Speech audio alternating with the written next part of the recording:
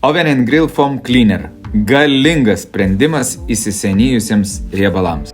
Tai aktyviai putojanti valymo priemonė skirta valyti įsisenėjusius, prikepusius riebalus. Vos užpurškus putos pradeda veikti, prikimba prie paviršiaus, tirpdo nešvarumus ir palengvina valymą net be šveitimo.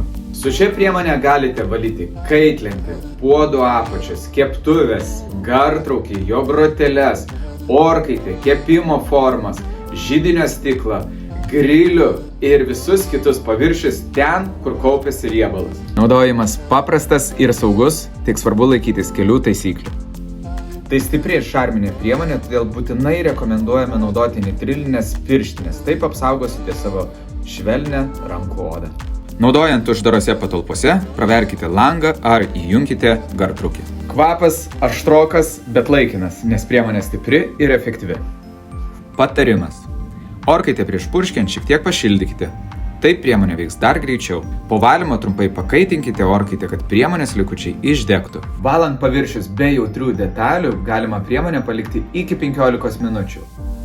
O gartraukio grotelėms pakanka sulaukti, kol baigsis putojimas ir iškart galima skalauti. Netinka naudoti ant stalviršių, stalų, spintelių, grindų, plastmasės, aliuminio, natūralaus akmens ar aliuminio kriauklių. Taip pat venkite naudoti ant apvadų aplink kaitlentes ar kriauklius. Papildomai galite naudoti šias Abrazo Barbecue and Grill Pads.